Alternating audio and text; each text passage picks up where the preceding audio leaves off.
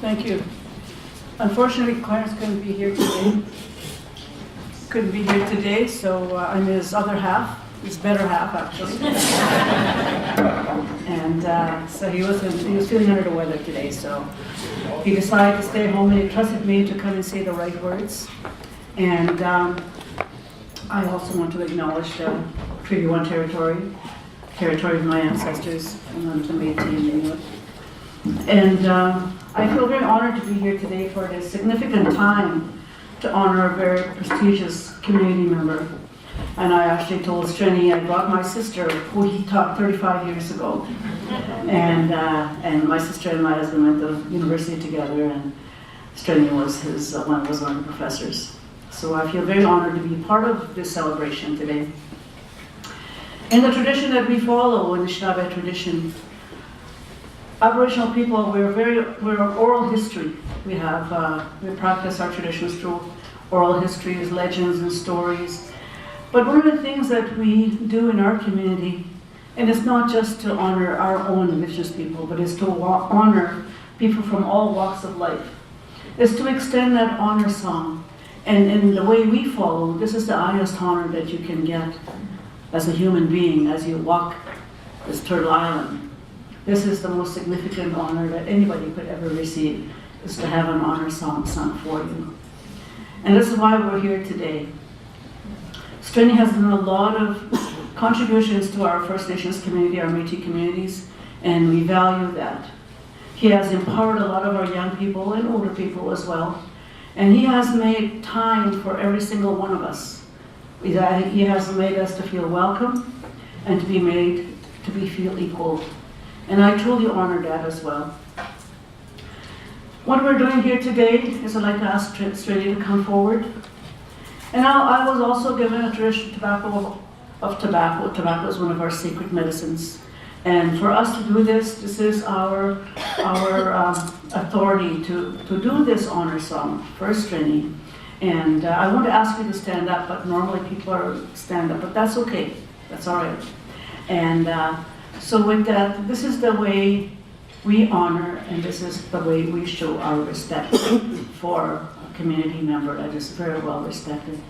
And Clifford Spence is going to do that honor song for him, because this is how we honor our people.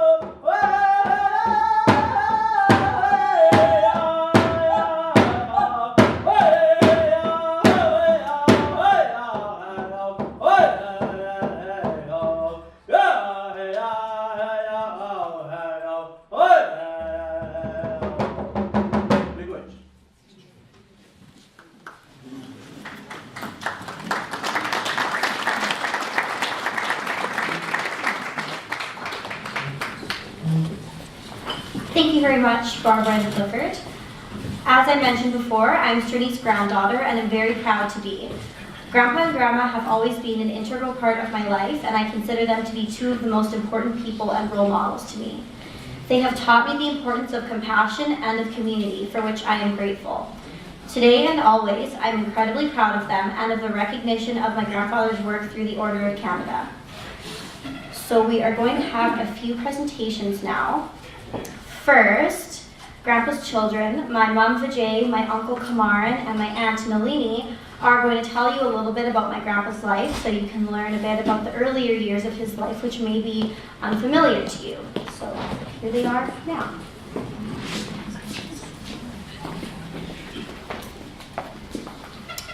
Good afternoon, everybody. Thank you so much for joining us. My dad, that's why we're here. And to all of you who have been part of our lives, for as long as I can remember, I just look around this room and I grew up with a lot of you. I am the oldest. I am the old bat, so I'm told. I don't think I'm the old bat though. The word old, I don't like that, so I don't tend to use that. Bat maybe, that might be a good one. So, my dad was born to Kanagama and Munsami Reddy in the village of Dundee in the province of Natal, which is now known as KwaZulu-Natal in South Africa. He makes no secret of his age. I do. So I'll just tell you that the year was 1938. Sorry, Dad. He was the second child in a family of 12 children and was very much looked up to from early in his life. His mother, Kanagama, was a dedicated mother, as one would have to be with that many children, plus the one they adopted off the street. And Munsami was a school principal whose footsteps Dad would follow in. While the rights of non-whites in South Africa were already being slowly removed before 1948, in that year, apartheid became the official government policy mandating segregation of the races. Indians, like other non-whites, were made to live in racially defined townships, could only go to certain public places, go to Indian schools, use certain entrances to buildings, and so on.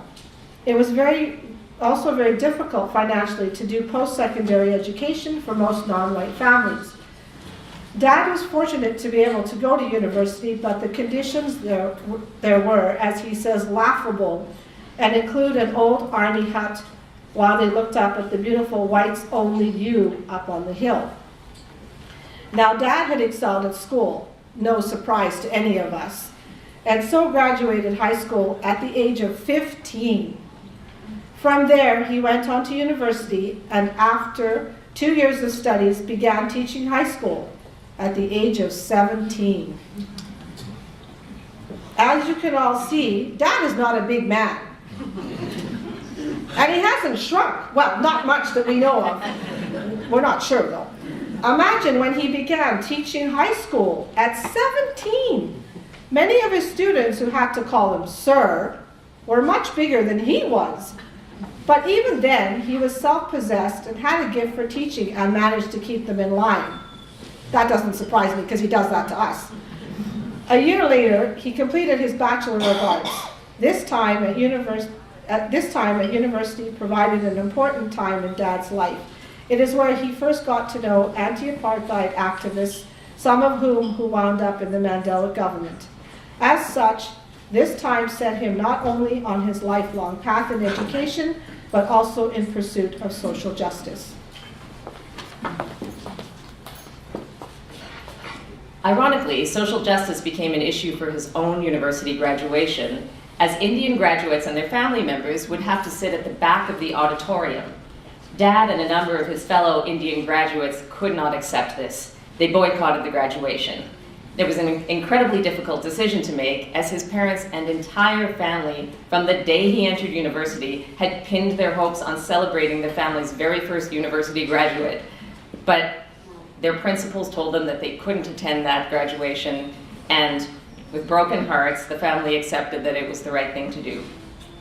He then returned to university to obtain his university education diploma, and during this year, while doing a practicum at a high school, came across a lovely, spirited, and talented teacher whose name was Amelia Peters. Their eyes met across a crowded soccer pitch, and Love was born.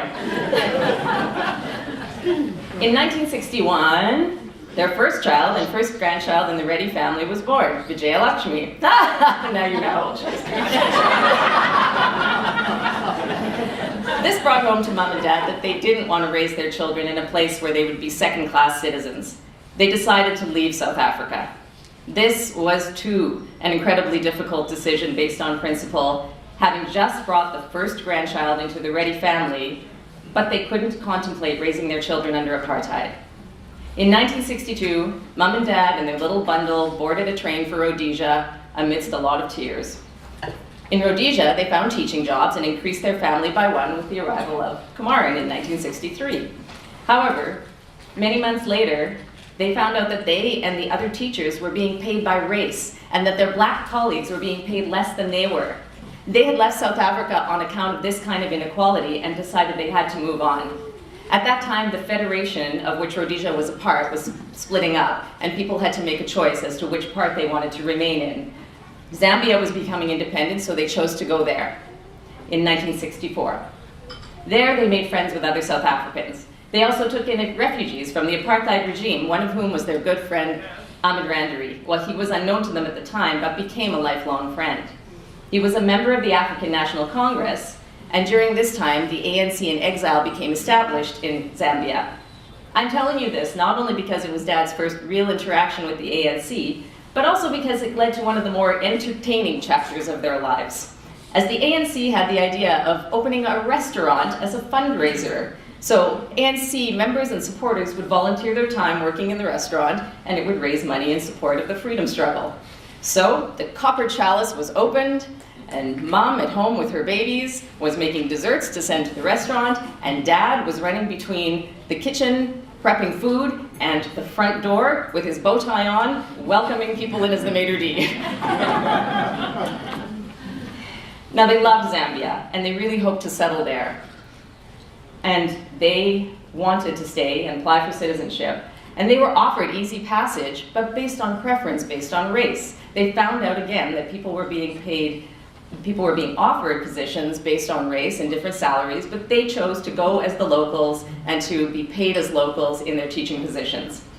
They then applied for citizenship in the normal route, which was a bit arduous. 5 years you had to spend there, and then they spent another year waiting for processing. Then you had to publish a notice in the newspaper asking whether anyone objected to you obtaining citizenship. They did all of this, and at the end of the day, the Minister of Home Affairs declined their application for citizenship. That being the case, they decided that with knowing that they could only obtain citizenship by using preferential treatment, they wouldn't do that, and they decided to move on again. Where's my next page? Oh, it's just these scribbled notes at the bottom. All right. And then they moved on next to England.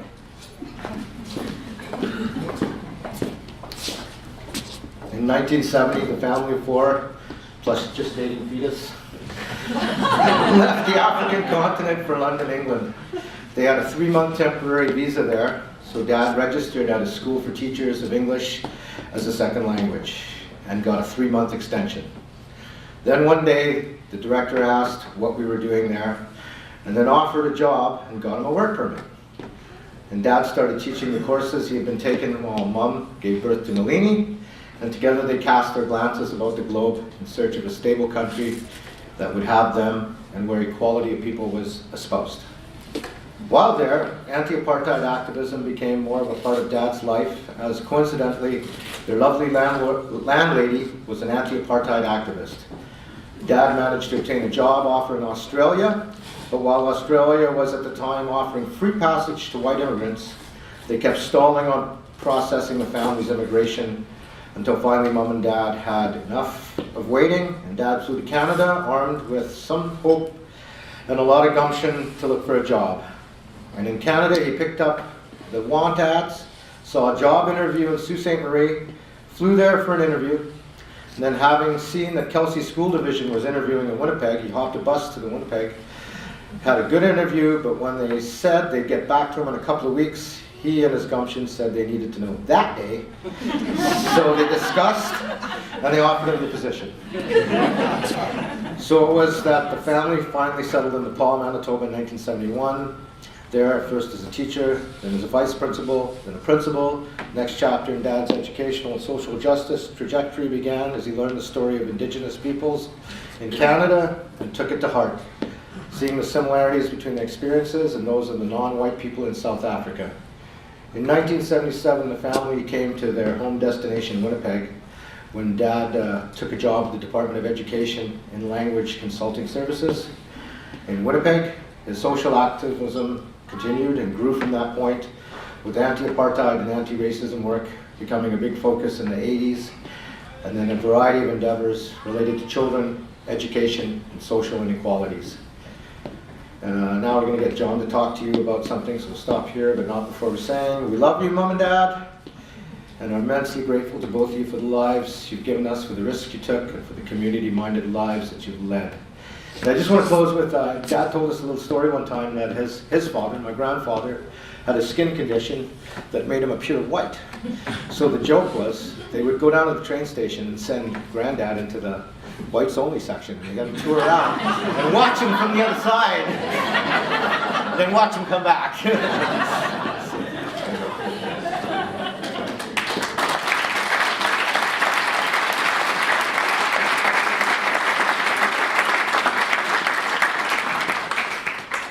Thank you, Mum, Uncle Kamaran, and Auntie Nini.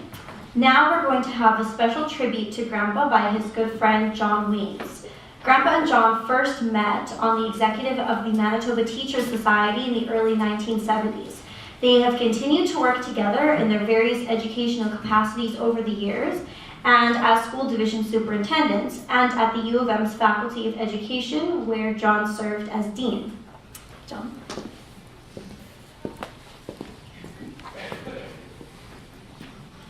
Good afternoon, everyone, and I would also say welcome on behalf of our family. Strini, thanks for achieving the Order of Canada.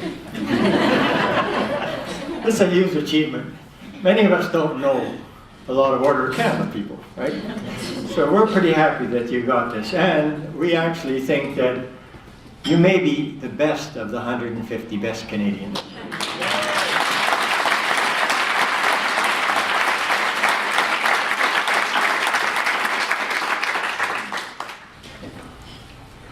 More importantly, this is just a kind of excuse that we needed to do something we've been wanting to do for a long time. Publicly honoring you and your family for your work. And to Strini's family, thanks for allowing me to say a few words, and I may get emotional too. As Strini's younger brother, you will never know how privileged I feel to be able to do this. Oh, by the way, this is only about 20 minutes long. I also encourage each of you as I speak to think about what Strini means to you, your own time with him. May my words be an invitation to let your minds take you to real and imagined conversations with him. You can sit with Strini on his porch and watch his dog run away for 3 days.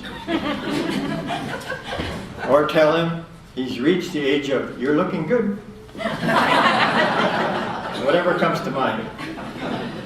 Although this gathering is ostensibly a result of his achieving the Order of Canada, I'm going to take a completely different tack than those of the awards ceremonies.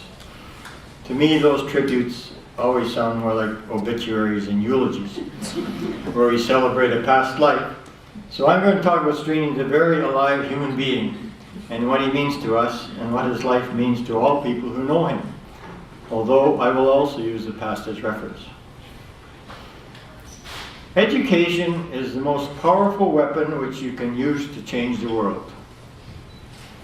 These words from Nelson Mandela, which we now see attached to all kinds of emails and messages, define what Strini is about. Strini is the consummate teacher. Education is all about becoming better human beings and about making the world a better place. And teaching is about giving your all and your best all the time without expecting anything in return. Strini has devoted his whole life to being a better person today than he was yesterday. And I might add, trying to compensate for the many weaknesses and failings of our society the world we live in. He has made the latter a full-time job, and in so doing has demonstrated what it means to be a good person.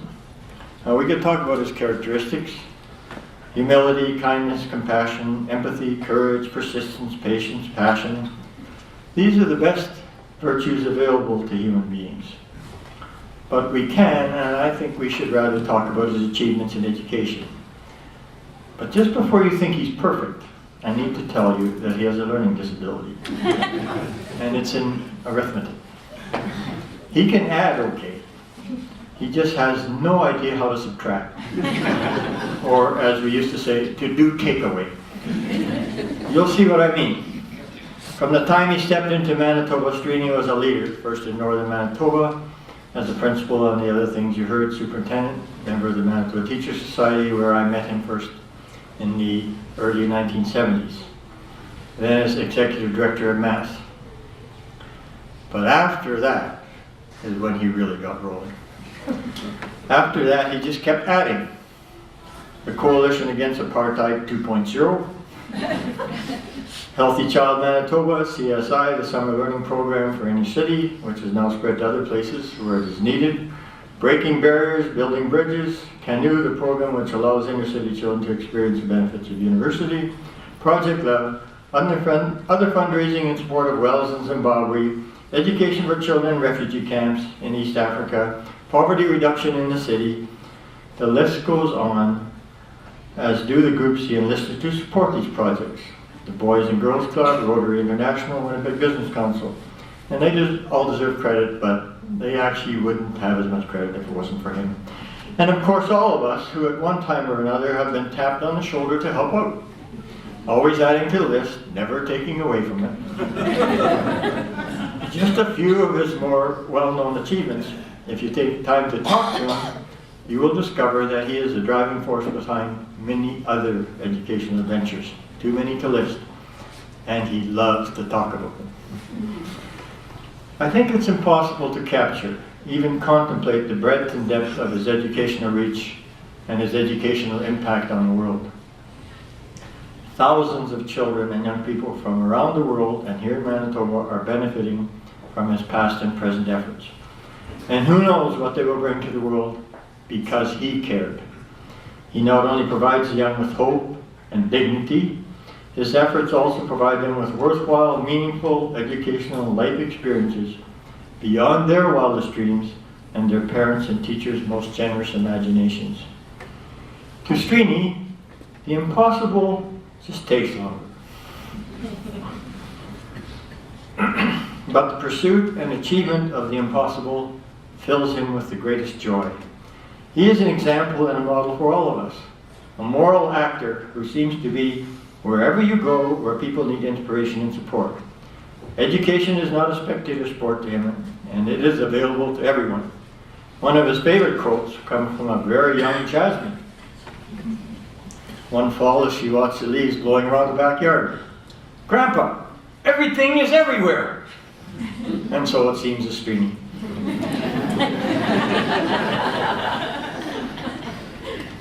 And his mind and soul are as active as his physical presence. He cares deeply for all of us, sometimes just providing a much needed word of encouragement, and other times pushing us to strive beyond what we thought achievable. Most of us in this room, and hundreds of young people in this city and province, are sure to remember a time when they got a phone call or a note out of the blue, often just when they needed it most, thanking or praising them for something they had done, just when they thought their efforts were going unnoticed or unappreciated. And if it wasn't that, most of us at one time or another have been regaled about the accomplishments of some young person's or somebody else's achievements. You can be sure if he talked about you, it would have been about something good you did. Thank you very much for that, Stephen. One such time, this is a personal story, just when I was looking for a better word, these are academic words now, ethical globalism. I was looking for a better word for ethical globalism than the one I was currently using called cosmopolitanism for my university class. Strini, completely unaware, or somehow connected perhaps, we don't know how, of my mental struggle, sent me a long 13-page article introducing me to the uniquely African word which captured what I wanted to convey when talking about moral globalism. That word is Ubuntu. Although, that's my pronunciation, so although it has many meanings, the one I like best is, I am what I am because of who we all are. For children, it translates nicely into, how can I be having fun if one of us is sad?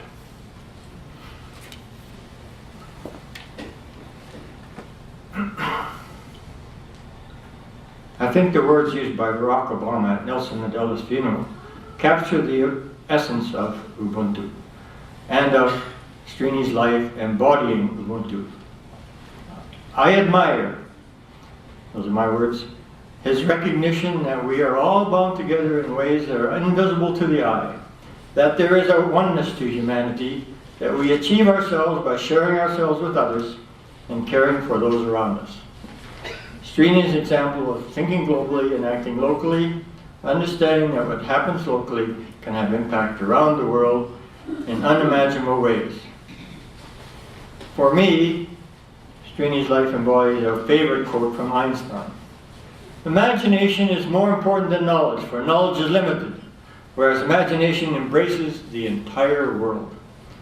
Of course, Strini is both morally knowledgeable and imaginative, both of which stir him into action. Strini imagines a world where all people could aspire to be what they dream to be in their own way. Like Strini, I encourage all of us to be personally offended if even one child or one other person is allowed to suffer poverty or other abuse, or be overlooked or shortchanged in some way. The Ubuntu spirit guides and shows the way of thinking, being, and acting.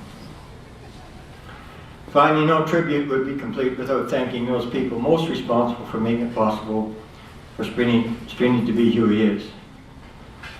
Amelia, like so many of the wives and partners of our generation, my generation, looked after things at home and still does while Strini was, and is, off saving the world. Without that unwavering support from his biggest fan, harshest critic, and best friend, he would not be free to move in the world outside the home with the confidence and assurance he shows. His deeply beloved grandchildren and grandchildren likewise have helped inspire him. Many of his projects are about imagining children and young people as the children and grandchildren of others, young people who are loved, cared for, and nurtured. Their love and care have helped Strini become the person he is, and I know he is eternally grateful to all of them, as are we, the beneficiaries of their love and care for our good friend Strini. So Strini, on behalf of everyone who knows you, we don't get to say this often enough, but we think it lots and always. Thanks for being you, thanks for loving us, and thanks for letting us love you.